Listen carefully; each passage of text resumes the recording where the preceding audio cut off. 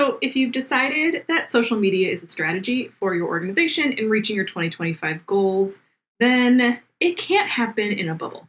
You can't have one person who's responsible for social media. You can have one person who's responsible for executing, but for coming up with the content and creating all of the things that you're sharing, it needs to be a team effort.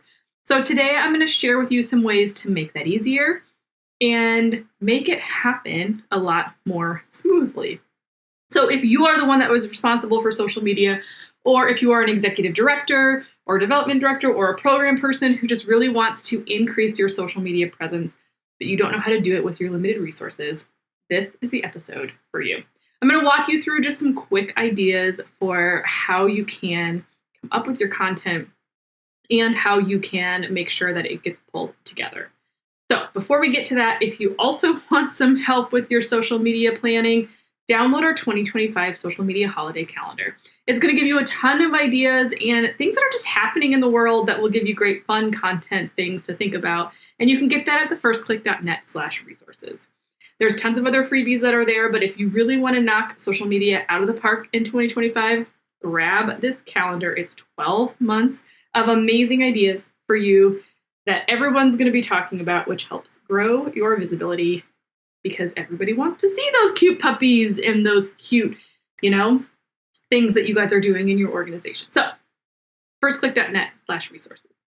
Let's get into the episode. You're listening to the Digital Marketing Therapy Podcast. I'm your host, Sammy Bedell-Mulhern. Each month, we dive deep into a digital marketing or fundraising strategy that you can implement in your organization. Each week, you'll hear from guest experts, nonprofits, and myself on best practices, tips, and resources to help you raise more money online and reach your organizational goals.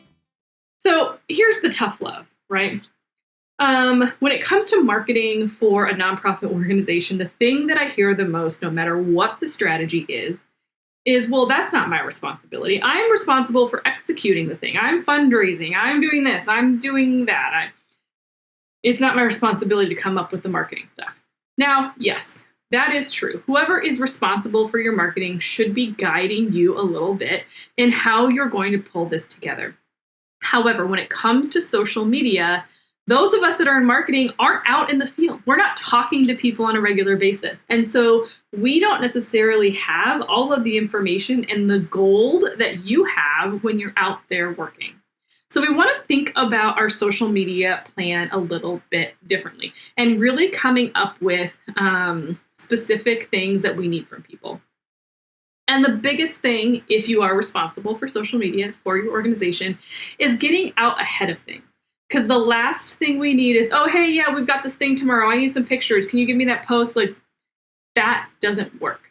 What else doesn't work is we need more content. Have you heard that before? I used to hear that all the time at a previous job.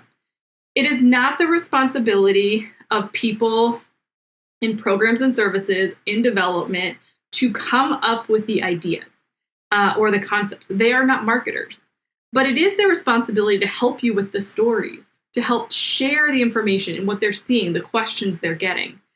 So we can help each other out by just really cleaning up the communication and getting super specific. So when it comes to your social media plan for 2025, we also want to make sure that we know exactly how the social media plan fits into that. Are we trying to get new people to register for events? Are we trying to just get more brand awareness? Are we trying to highlight some partnerships? Are we trying to build new partnerships? It might be a combination and more. So let's really be intentional about our plan and our plan of attack. And so that's where the marketing side of your arm comes in, is really kind of putting that plan into place. Now, I love doing that in a good Google spreadsheet, but you can also do it in your project management tool. But it all comes down to the core categories that you are going to be discussing for the year. And so I love kind of coming up with core months. So saying okay, well, each month we're going to talk more in depth about something that we do within our organization. So if I'm a child after school program, we might figure out based off of the different social holidays that are happening or awareness months, we might pick and choose what those categories are, right? We might say this month we're going to focus solely on how we support the Asian Pacific the AAPI community. This month, we might talk about mental health care and how we provide mental health care services. This month, we might talk about, I'm losing all of the ideas, but you get what I'm saying. Really kind of thinking about themes and how we want to talk about stuff can make it super easy to come up with content and help you plan in advance for the people that are helping build content for you, right? You might have a back to school month. You might have a holiday craft month. The ideas are endless. But when you start to think about it that way, it becomes easier to kind of put some thoughts into motion. And then we're going to think about the core content that we want to be creating then within that month. So video is the thing. We want to make sure we're doing a lot of video. So it might be, okay, we know that we want at least 2 reels a week, and we want to have some pre-recorded things we can use for Facebook and Instagram stories and YouTube, right? So that might look like we need 4 videos a week. Okay, so that means we need 12 videos a month. Great. That doesn't mean they're coming to you edited and ready to go. It means that they're coming to you ready for you to be able to put together and publish.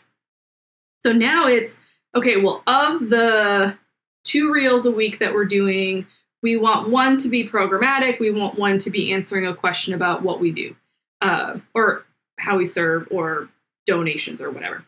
So then you can kind of divide it up between the staff and the team and the volunteers. And you can say, okay, listen, I need Jill to give me a video, 30 seconds, once a month, talking about how we support teens. And I need Bill to give me a 30-second vertical on his phone once a month about a testimonial from a family that we've served. I need you, so you can really build it out. We can get super specific and say, hey, Bill, it's Mental Health Awareness Month. So could you go talk to a family that we've served in this capacity, and ask them to either write out that you read or give us an audio or something that is about how mental health care has impacted their life. Done. He knows I only have to do that one thing this month, right?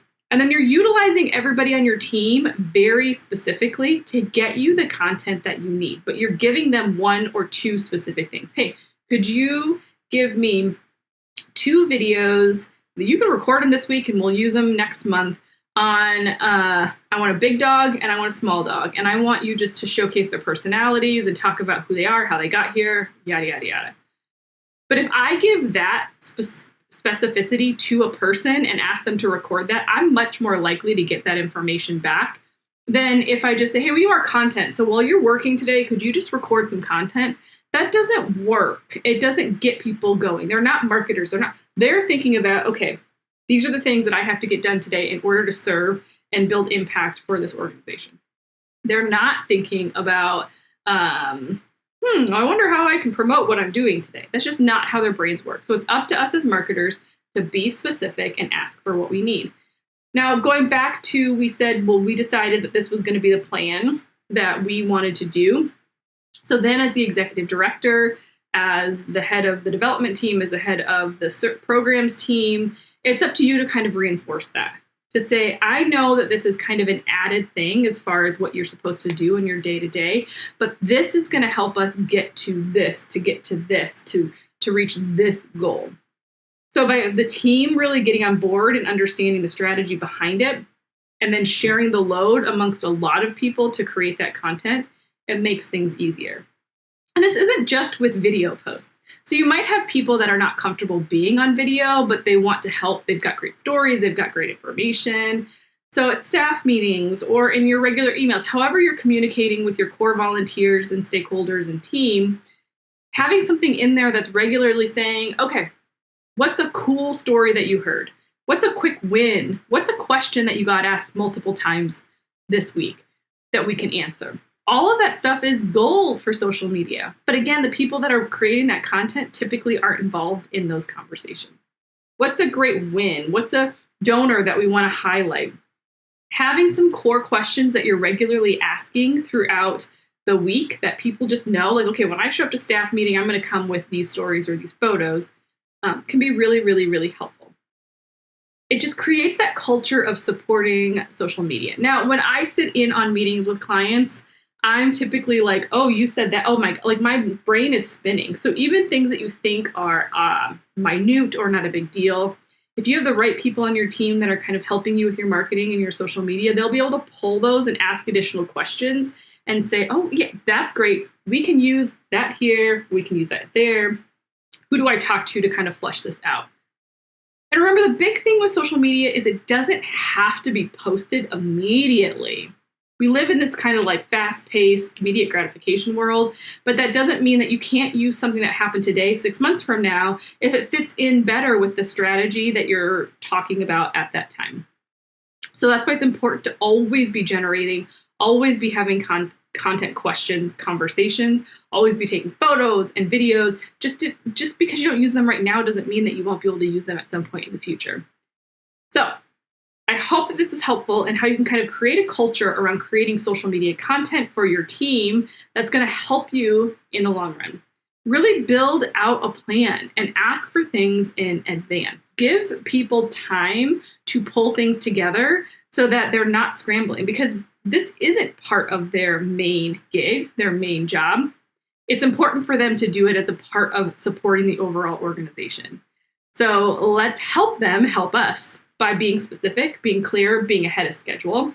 And then as the program, services, development, the rest of the support team goes, support your marketing team by giving them ideas, giving them the conversations that are happening. Be open with what you've experienced and share the amazing transformations that you're seeing from the work that your organization is doing. So this is a short episode because I want you to get to work. And it's more about mindset. Remember that your marketing team is here to support your organization, but they cannot do it in a silo. Support them by sharing the important things that you're experiencing. And I know that you're going to have an amazing time in 2025 creating social media content with ease. You can check out some more resources and additional episodes in the show notes at thefirstclick.net/283. I hope that you will subscribe wherever you're listening so you don't miss out on a single episode. We're almost done with this year, which is super crazy, but 2025 is going to be incredible. And I know your year-end giving season is going to be incredible as well. Thank you so much for listening, and make sure you subscribe. I will see you in the next